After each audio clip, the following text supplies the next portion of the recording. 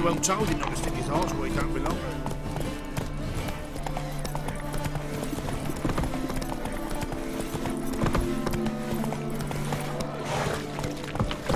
Are there better times ahead for ascension?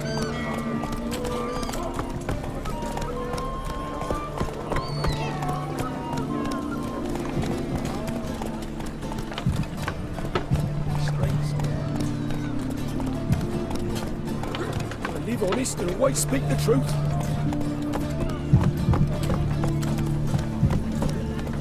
Bet you're sweaty in all that armour. What do you care? Wouldn't you rather sweat on me?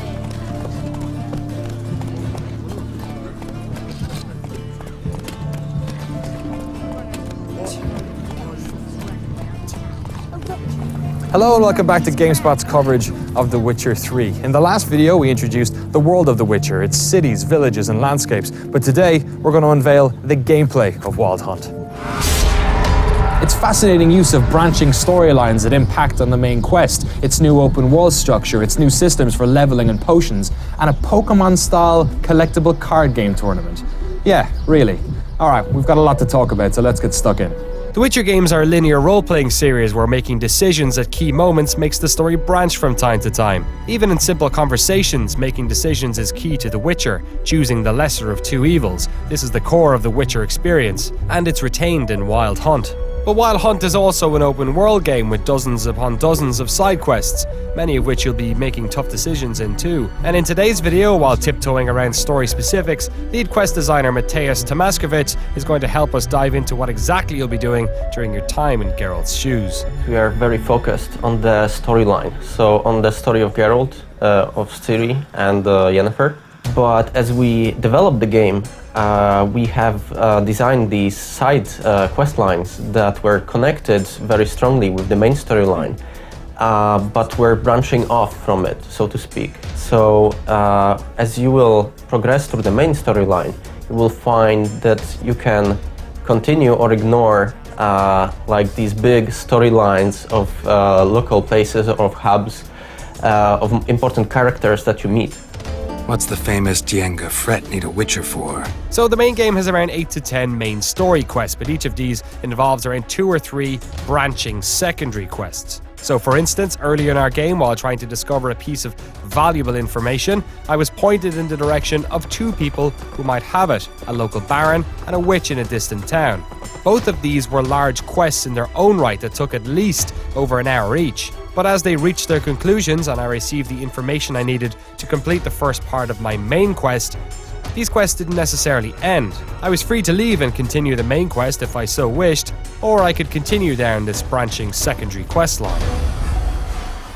But it's the way in which these secondary quests impact the main storyline that's really fascinating. Ignoring those can cause some consequences in the world, as well as, participating in those. It wasn't as if I was forced to complete the secondary quests then and there, but clearly these quests will impact on the main storyline in some form or another. It almost felt like the optional missions in Mass Effect 2, which eventually had dire consequences on the main storyline. It just wasn't explicitly explained how. This is how The Witcher 3 embraces its open world. The core story branches out, dragging you into new areas, back across familiar land, so you never quite know where you're going next. As you roam from place to place, you gather quests from notice boards in towns, from random encounters, and from exploring the wilderness.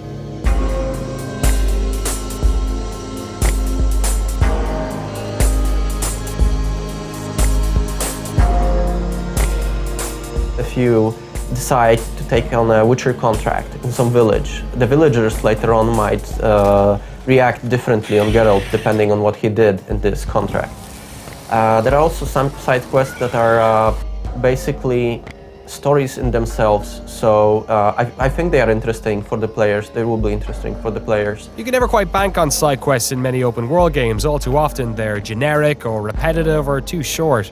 So during our time, myself and producer Andy Bauman ran all over the map to see what we could discover. We don't want to get into spoilery specifics over what we saw and did, but Mateus was all too happy to give us a decent overview. We also have side quests that they are not simple contracts that you take from the notice board or from the quest giver. We have also some encounters and quests that happen basically as you pass them. You will have this feeling that things happen around Geralt while he travels through this world, that it's living, breathing world. Some of these side quests are short, some are part of longer quest chains, but the ones we played had multiple gameplay elements. Conversations, tracking, hunting, and so on. But perhaps the most interesting about these side quests is that they're leveled. While many open world games like to hide mission progression behind ability barriers, and while there's a tendency in fantasy games to enable the NPCs to level up alongside the player character, The Witcher 3 has a straight up MMO-style quest leveling system. So as we ran around the world at level 4, probably around 5 hours in, we ran into quests as high as level 33. We heard they reached up to 50, and while it looks like Geralt himself can reach level 60. And with the expansion packs on the horizon, we heard that these levels will likely increase. And also this means that once the main story is complete, you'll probably still have a bunch of quests to do. We were tempted to balance it in a way that you simply go through from the level to level and they are all, well, evened out for your level, but we thought that something is getting lost in between, you know? I mean, I know it might feel irritating, maybe, or it might feel weird when you level, I don't know, 6 or 5, and you encounter level 32 quest. But I think this is something that players will come back to later on in the game, if, of course, they will play that long. And I think this is something to do in the so-called end game. Yeah. I mean, it's not an MMO, obviously, but as I said previously, you can play after credits. We don't want you to have this feeling that you have to complete all side content before you engage in main storyline. For me, it works like this in some games, with playing, especially open world games. Yeah. I hold up playing main storyline. I do all the side quests if I can. It's like, and then I come back and I'm like, okay, what was it about? Yeah. You know? And we wanted to avoid that very strongly because the main storyline is very important for us. But all this monster hunting can be bloody exhausting. Why not take a load off? Sit down with a buddy and play some cards. Gwent may look like some boring ass card minigame, but trust us for a minute, CD Projekt are doing some weird stuff here. Well, basically Gwent was present in the books, in the Witcher books, and this is something that we always wanted to have in the game. Basically, you can gather these cards in the world, you can buy them, you can win them from the players. Of course, you have quest lines about it. You have this huge tournament with Gwent. No. Yeah, and It's like even Pokemon or Magic the Gathering. Like Pokemon. I mean, we do have this one quest that makes, you know, jokes about it a little bit in Novigrad. But really? I don't want to spoil too much about it. Is there ever a situation where you can say, okay, look, if I beat you in Gwent, you'll have to do what I want? Without spoiling anything, I could say yeah. Okay. All right, that sounds pretty cool. Of course, it's not all about Geralt of Rivia. From time to time, you'd also get to play as Geralt's protege Ciri, who's on the run. These are linear episodes which pop in from time to time during the main quest. As far as we know, you don't actually get to play her in the open world, but then we've barely scraped the surface. Ciri is mostly involved in the main storyline.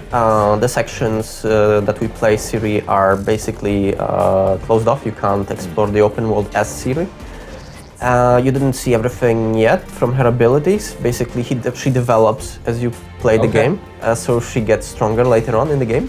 It's fair to say that The Witcher 3 Wild Hunt has a lot going on, and it should. A few weeks ago, there were news reports detailing that the game had over 200 hours of gameplay, and from our time with the game, I could certainly see that this could be the case.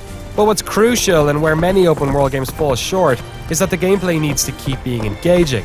There are a lot of gameplay elements in Wild Hunt, but it's how they're combined that gives a game like this longevity. We asked Mateus how important he felt this was. We try to include all different gameplay elements in our quests to keep players interested in the game. And as we got these new tools of transportation, we tried to incorporate them in the quests as well. You will have horse races. We don't have boat races, but there are some quests that involve sailing on a boat. There are quests that will make you dive underwater and find stuff, like hidden coves, hidden caves. We were trying to do everything we can for the players to feel this awesome feeling of exploration of this rich world. We didn't want the players to feel that, okay, there are the quests, right? And you can go on the quest path, but don't go on the sides because there is nothing there. No, we wanted to make everything we can that it feels like living, breathing world, and rich with things to find, interesting to explore, basically. GameSpot doesn't just pony up the cash and resources to fly across the world to check out any game, but from myself and Andy's time playing it in Warsaw, from our time talking to the developers, it's clear to see that The Witcher 3 Wild Hunt has all the makings, all the ingredients of a really special game. Whether it is or not, I guess we'll just have to wait and see. The game comes out on PC and current-gen consoles May 19th. Cool.